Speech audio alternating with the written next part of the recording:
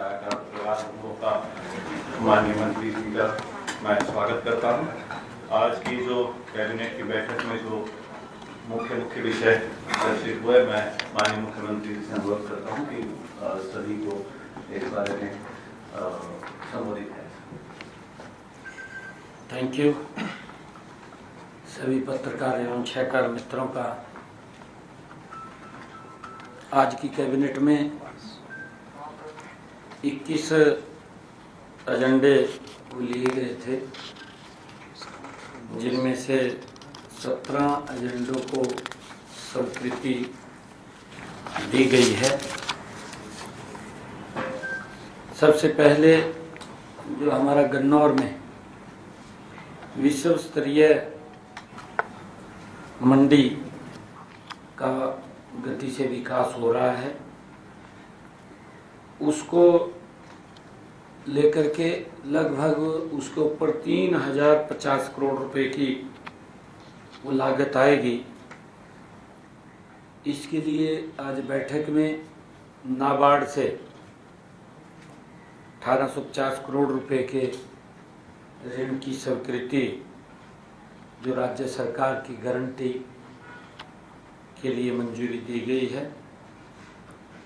इस मंडी से हरियाणा के साथ साथ पड़ोसी राज्यों के किसानों को भी व दिल्ली के व्यापारियों को भी बड़ा लाभ मिलने वाला है, क्योंकि अंतर्राष्ट्रीय स्तर की ये हॉर्टिकल्चर मंडी है, जिसका लाभ हिमाचल, जम्मू कश्मीर और पंजाब, राजस्थान, उत्तर प्रदेश सब किसानों को वहाँ पर उसका लाभ मिलने वाला है। और गति से पूरे समय में उसको पूरा कराने का सरकार लगातार उसके ऊपर ध्यान कर रही है। दूसरा जो विषय कि हमारे जो राजस्व रास्ते उनके उपयोग के लिए, क्योंकि प्रदेश में निवेश को बढ़ावा देने के लिए राजस्व रास्तों के उपयोग के लिए एक नीति को मंजूरी दी गई है। इस नीति के तहत आवासीय कॉलोनी, औद्योगिक कॉलोनी या कोई अन्य प्रोजेक्ट में सीवरेज की पाइपलाइन, पानी की पाइपलाइन, बिजली की कोई नीचे अंडरग्राउंड लाइन, गैस की पाइपलाइन जैसी सुविधाओं को विकसित करने में सहायता मिलेगी, उसको ये मंजूरी दी गई है ताकि उनका उपयोग कर सकें। तीसरा जो विषय था कि हमारे जो विधानसभा में जो पूर्व विधायक हैं, क्योंकि उनकी दुआई के लिए एक मुश्त जो हरियाणा विधानसभा सदस्यों को चिकित्सा सुविधाएं नियम 1988 में संशोधन को मंजूरी दी गई है और उसके तहत 60 वर्ष से अधिक आयु के पेंशनर्स को 10,000 रुपये प्रति माह की दर से चिकित्सा भत्ता मिलेगा, उसको मंजूरी दी गई है। और हरियाणा राज्य कृषि विपणन बोर्ड के आवंटियों को भी हमने इस बैठक में बड़ी राहत दिया, एक फैसला किया है कि जिन मामलों में नो ड्यूज सर्टिफिकेट या कन्वेंस डीड हो चुकी है, जिन्होंने पैसा दे दिया है, नो ड्यूज सर्टिफिकेट उनका मिल गया है, कन्वेंस डीड उनकी हो चुकी है और पीपीएम सॉफ्टवेयर में बकाया राशि दिखाई गई है, क्योंकि जब सॉफ्टवेयर बना तो उनका बकाया उनका खड़ा कर दिया निकाल करके। ऐसे आवंटियों को से केवल बकाया मूल राशि ही वसूली जाएगी। ब्याज और दंडात्मक ब्याज उसको पूर्ण रूप से माफ किया गया है। बकाया मूल राशि अधिसूचना की तिथि जब वो उसका अधिसूचित होगा, नोटिफिकेशन होगा, उसके 1 महीने के अंदर उसको जमा करानी होगी। निर्धारित समय के भीतर राशि जमा न कराए जाने पर विपणन बोर्ड उचित कार्रवाई कर सकता है, वो उसका हकदार है।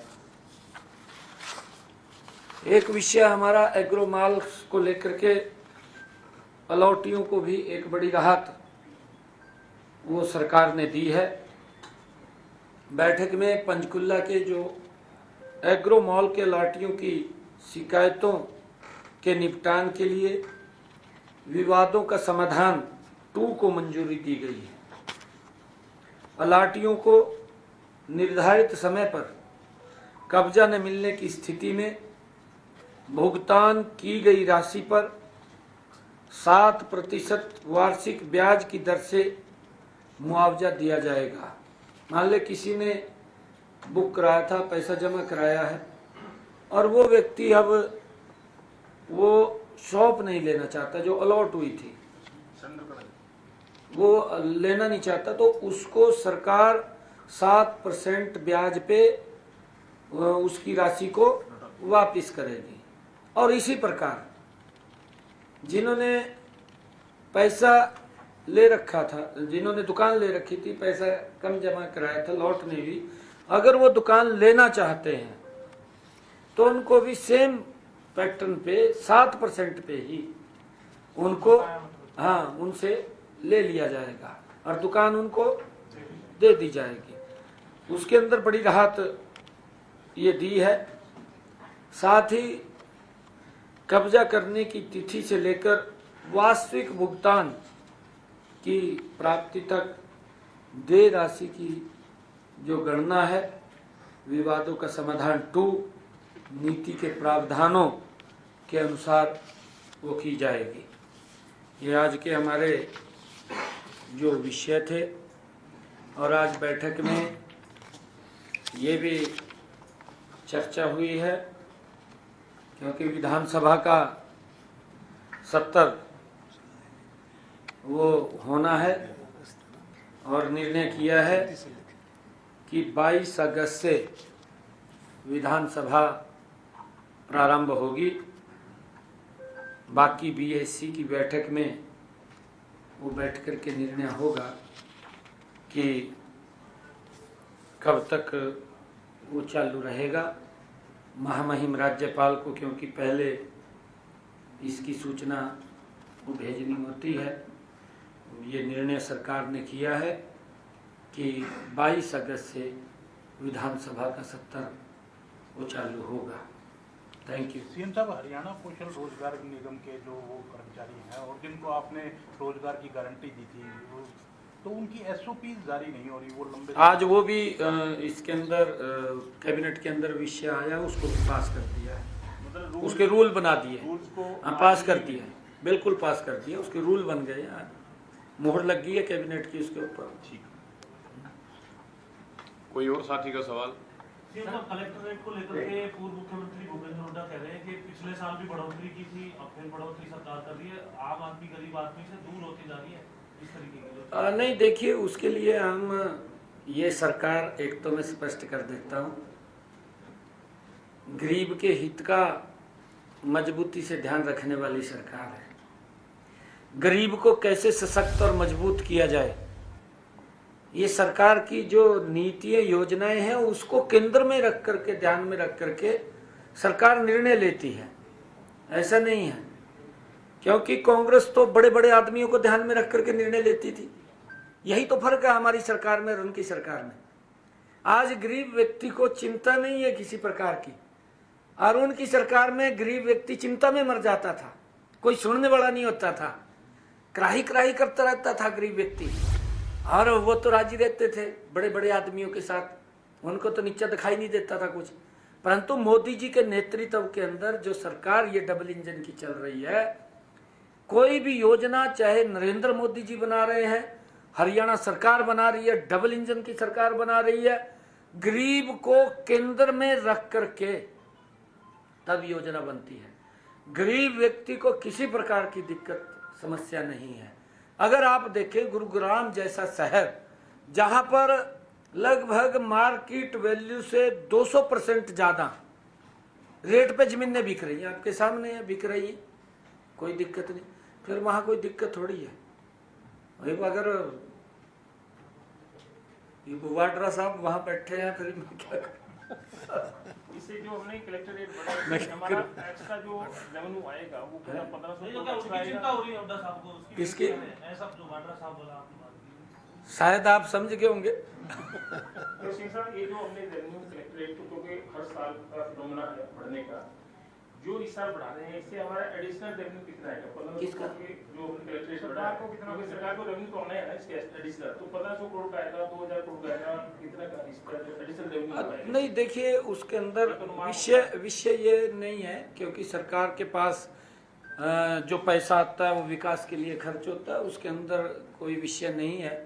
और ये सरकार का कमिटमेंट है कि 3 गुना गति से विकास के कार्य प्रदेश के अंदर बिना भेदभाव के, बिना क्षेत्रवाद के गति से करने का ये संकल्प इस सरकार का है। और धीरे धीरे करके एक एक संकल्प को हम पूरा कर रहे हैं। मैं आपको बताना चाहता हूं कि हमने अपने संकल्प पत्र में एक बात ये भी कही थी कि जो सीटी के बच्चे होंगे उन बच्चों को फ्री में यात्रा उपलब्ध कराएंगे। ये पूरा हुआ है ना?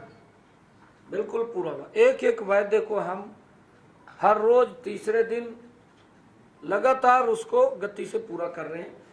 संकल्प पत्र को भी हम अपना केंद्र बिंदु मान रहे हैं। हमने ये बात कही थी कि ये हमारा संकल्प पत्र नहीं है, ये हमारा हरियाणा की 2,80,00,000 लोग जिनको हम भगवान के रूप में मानते हैं, ये संकल्प पत्र हमारा वो रूप है, वो भगवान का रूप है जिसको पूरा करना हमारी जिम्मेवारी है। क्योंकि विपक्ष के अंदर मैं बताना चाहता हूं, विपक्ष अपना घोषणा पत्र जारी करता है, वो घोषणा रह जाती है, वो थोड़ी देखते नहीं है। क्योंकि जब तक कुर्सी नहीं मिलती है तब तक तो घोषणा पत्र ध्यान रहता है, कुर्सी मिलने के बाद विपक्ष उसको भूल जाता था। अब जनता भी इसी कारण से उनको भूल गई है।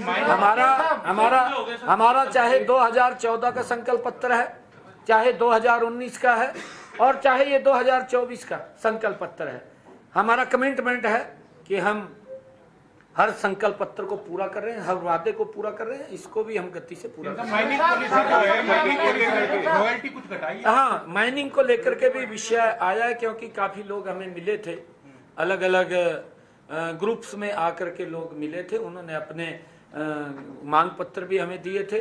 फिर उसको लेकर के हमने अधिकारियों को कहा कि इसके ऊपर आप चर्चा कीजिए, और चर्चा विचार करके उसके अंदर से ये निकला कि जो रॉयल्टी और जो इंटरस्टेट से आता था, हमने उस सब को 80 रुपये किया। पहले 100 रुपये था, अब उसको 80 रुपये किया है।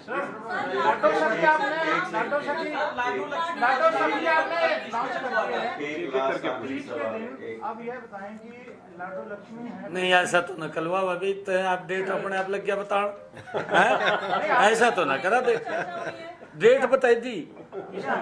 ये पूछो उनको, ऐसे नहीं बोलना चाहिए। ना ना ना ना ना ना ना, नहीं, ये बता दी डेट इन्होंने, हमने तो कही नहीं, मन्नो तो पता नहीं, कहाँ से पता लगी, मन्नो नहीं पता खुद। मैंने कहा लाडो सखी आपने ना, लॉन्च कर दी, अब लाडो सखी की बात करें, 30 को 5 की, वो कब करोगे? अच्छा, ये लाडो सखी की बात, हाँ, लाडो, हाँ ठीक है बात, लाडो सखी, लाडो सखी तीज के ऊपर, क्योंकि जो बेटी बचाओ बेटी पढ़ाओ, आदरणीय प्रधानमंत्री जी ने एक अभियान चलाया था जिसके बहुत अच्छे रिजल्ट हरियाणा के अंदर आए हैं। जो बेटियों को बचाने का सेक्स रेशो के अंदर, उसके रिजल्ट, अच्छे रिजल्ट उसके अंदर है, उसके ऊपर बड़ा काबू पाया गया है, उसको और शार्पनेस उसके अंदर आए, कि हमने जो हमारी आंगनवाड़ी कार्यकर्ता है, आशा वर्कर है, उनकी ये ड्यूटी लगाई है कि वो उन बहनों के टच में आ जाएंगी। जो भी डिलीवरी होगी प्रति डिलीवरी के हिसाब से उनको 1000 रुपया वो दिया जाएगा। उस योजना को हमने लॉन्च किया है ताकि बेटी बचाओ बेटी पढ़ाओ अभियान के अंदर ये और मजबूती आ सके। मेरा और सवाल ये था हाँ कि उसके लाडो लक्ष्मी कब लॉन्च करने जा रहे हैं? लाडो संगीत आपने लॉन्च कर दी। कल इसको लेकर बैठक भी करी है सर आपने, सर रिव्यू बैठक भी करी है सर। किसके? सवाल का जवाब हाँ 2100 रुपये हाँ बिल्कुल, ये हमारी सरकार का कमिटमेंट है, क्योंकि विपक्ष के दल के लोग इधर उधर की ज़्यादा बात करते हैं, अपनी तरफ देखते नहीं हैं। और मैं तो ये कहना चाहता हूँ कि हम जल्दी ही उसकी रचना योजना बन रही है। उसका रजिस्ट्रेशन पोर्टल भी वो जारी हो जाएगा, उसके ऊपर काम चल रहा है अभी। परंतु हमारी सरकार का जो कमिटमेंट है, हमने बजट के अंदर उस पैसे का भी, बजट का भी प्रावधान किया है। अगर देखें कुछ इस प्रकार के दल, चाहे कांग्रेस है चाहे आम आदमी है, वो वोट लेने के लिए बोलते तो हैं कि हम देंगे, परंतु सरकार जाने वाली हो रही। अब तक नहीं पंजाब के अंदर दिया आम आदमी ने महिलाओं को। हम अपने कमिटमेंट के ऊपर पूरा उतरे। हिमाचल के अंदर बोल तो दिया वोट लेने के लिए, 2.5-3 साल का समय निकल गया, अभी तक सोचा भी नहीं। हम उसके ऊपर गति से काम कर रहे हैं। राहुल गांधी और यहाँ के कांग्रेस के नेता जो राहुल गांधी के साथ बैठ करके एक थाली में खाना खाते हैं, वो लोग ना तो कर्नाटक को देख रहे हैं और ना तेलंगाना को देख रहे हैं, ना हिमाचल को देख रहे हैं। अपनी तरफ उंगली नहीं करनी, दूसरे की तरफ करनी उंगली। भाई तांपड़ोड़ी भी देख ले, ये एक कहावत है, कहा भाई चेहरा खराब है। अरे चेहरा नहीं खराब, कहा शीशा खराब है। ये बोलता है का शीशा खराब है, शीशा खराब नहीं है। आप अपने चेहरे को देखिए, चेहरा ही खराब है। ये कांग्रेस की हालत है। कांग्रेस इस प्रकार का दुष्प्रचार करने में माहिर है, गजब की मास्टरी कर ली कांग्रेस ने तो दुष्प्रचार करने में। मोदी जी ने इतने काम कर रहे हैं, गजब के ऐतिहासिक काम कर रहे हैं। मैं धन्यवाद देना चाहता हूं आदरणीय प्रधानमंत्री जी को कि जिन्होंने देश के किसानों को एक संबल दिया है, देश के किसान को मजबूती प्रदान की है। प्रधानमंत्री किसान सम्मान निधि की आदरणीय प्रधानमंत्री जी कल 20वीं किस्त डालने वाले हैं पूरे देश के बीच में, परंतु एक भी कांग्रेसी न्यू कह दे इब्जाक, समझ में नहीं आ रही बात है। अरे थोड़ी सी प्रशंसा तो करो, करनी बैठ दिया नहीं। बात आती है आप लोग कहेंगे ट्रम्प ने टैरिफ लगा दिया। एक छोटी सी बात यहाँ पर कही कि किसी ने भी जो है सीज फायर नहीं रुकवाया, तो उसके बाद ट्रम्प ने टैरिफ लगा दिया। विपक्ष इस बात को मुद्दा बना रहा है। एक इसके साथ मैं थोड़ा जोड़ना चाहता हूँ हरियाणा के साथ, क्योंकि हरियाणा से जो ट्रम्प का जो इसके साथ 25% जो है आपके साथ जो 25% का जो उन्होंने वैट एक्ट है, उसमें हरियाणा से टेक्सटाइल का कुछ वहाँ पर जाता था, निर्यात होता था। तो क्या इसका हरियाणा में कुछ असर पड़ा? कोई अधिकारियों ने आपको कुछ बताया? कोई ट्रम्प का असर हरियाणा में कितना? नहीं, देखिए वहाँ की गवर्नमेंट है, उन गवर्नमेंट के अपने निर्णय होते हैं। हमारा भी देश की सरकार का निर्णय होता है। कई चीज़ें बाहर से आती हैं, उसके ऊपर सरकार को अधिकार होता है कि इसके ऊपर टैक्स ज़्यादा लगाना है कि इसका कम करना है। ये उनके अपने निर्णय होते हैं। इसके अंदर सर नहीं, चलो इसके अंदर विषय वो नहीं है, वो उनके अपने निर्णय होते हैं, उसमें हम कुछ नहीं कर सकते। उन अपनी अपनी सरकार के निर्णय होते हैं। जी आखिरी सवाल है। हो गई है, लेकिन अब तक सीएलपी नहीं बना पाई कांग्रेस ने। उम्मीद है सर सीएलपी आ पाएगा मॉनसून से। यार कौन सी जल्दी है रही है, ये कौन सा चुनाव है? पैसे बच रहे हैं। अगर चुनाव हो फिर तो बना ले। विपक्ष तो सर चाहिए, हैं? 9 महीने में नेता विपक्ष चाहिए ना। शायद जब बजट 70 था उसमें आवश्यकता नहीं पड़ी, फिर आगे अभी तो अगला बजट आएगा फिर देख लेंगे।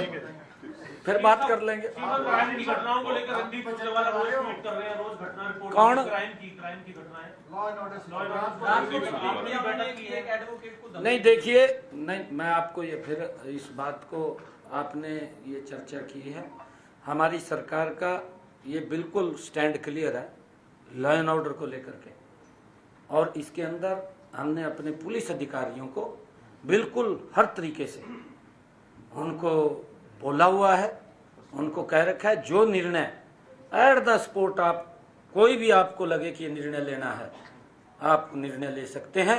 लॉ एंड ऑर्डर को लेकर के, क्राइम को लेकर के हमारी सरकार कोई समझौता नहीं करती, और जो दोषी है उसको सलाखों के पीछे पहुंचाना ये हमारे पुलिस का दायित्व है, और उसके अंदर लगी हुई है, कोई किंतु परंतु नहीं है। सुरजेवाला कह रहे हैं सर जंगल राज से भी बुरा हाल हरियाणा में। रा अपने कार्यकाल में तो वो देख ले क्या हाल थे उसके। सुरजेवाला ने तो पता नहीं अपने, मैं बताऊंगा उसको, मैंने बताया भी था शायद विधानसभा के अंदर, मैंने खड़े होकर के बताया था।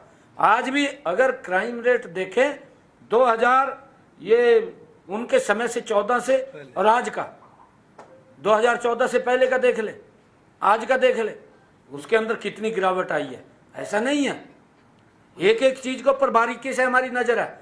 अगर कोई व्यक्ति इस प्रकार का, हम बार बार लोगों को कह रहे हैं कि लोग शांति से प्यार से रहना चाहते हैं। देखिए अभी ईटी का पेपर हुआ, एक पर्व की तरह हरियाणा प्रदेश के लोगों ने इसको मनाया, पर्व की तरह मनाया, लोग कितना वो करते हैं। परंतु अगर कोई उस शांति को डिस्टर्ब करना चाहेगा उसके साथ हम कहीं तक भी जा सकते हैं, हमने पुलिस को कह रखा है, किसी भी हद तक जा सकते हैं। भाई आप अपना काम करिए ना, ऐसा नहीं है, बहुत सारे ऐसे काम हैं व्यक्ति, आप काम करके मेहनत करके आगे बढ़िए, कोई दिक्कत नहीं है, मेहनत करनी चाहिए, मेहनत करके व्यक्ति आगे बढ़े। Thank you.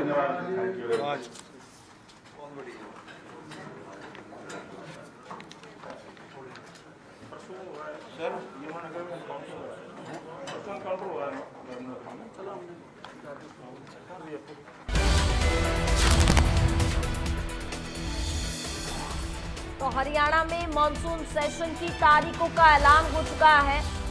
22 अगस्त से विधानसभा का सत्र शुरू होगा। बड़ी जानकारी आप तक पहुंचा रहे हैं। कैबिनेट बैठक के बाद मुख्यमंत्री नायब सिंह सैनी ने जानकारी दी, हरियाणा में मॉनसून सेशन 22 अगस्त से शुरू होगा।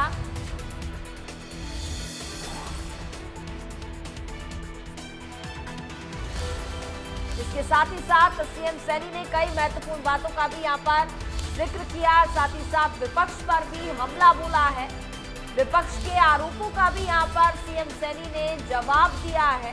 21 एजेंडे रखे गए थे, जिसमें से 17 एजेंडे इस बैठक में स्वीकृत किए गए हैं। पेंशनर पूर्व एमएलए को 10,000 चिकित्सा भत्ता मिलेगा, 60 साल से ज्यादा उम्र वालों को लाभ मिलेगा, सीएम सैनी ने कहा। और उन्होंने कहा कि 22 अगस्त से विधानसभा का मॉनसून सत्र शुरू होने जा रहा है। बीएससी की बैठक में मॉनसून सत्र की अवधि का फैसला किया जाएगा। हॉर्टिकल्चर मंडी से कई राज्य को फायदा होगा। गरीब को सशक्त करने के लिए सरकार फैसले लेती है।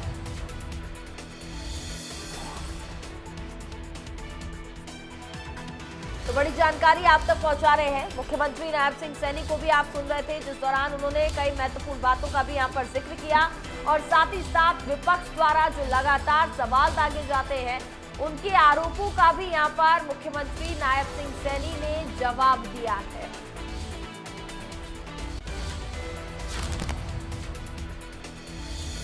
तो 21 एजेंडों को फिलहाल बैठक में रखा गया था, जिसमें से 17 एजेंडे ऐसे हैं जो कि स्वीकृत कर लिए गए हैं, जिन पर सहमति बन गई है।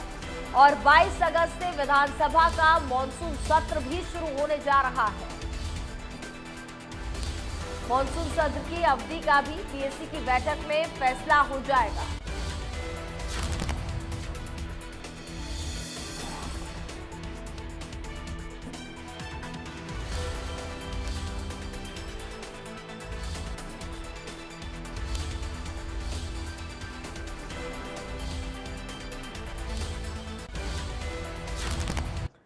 चलिए आगे बढ़ेंगे। आईएमए हरियाणा की सख्त चेतावनी, 7 अगस्त से आयुष्मान कार्ड से नहीं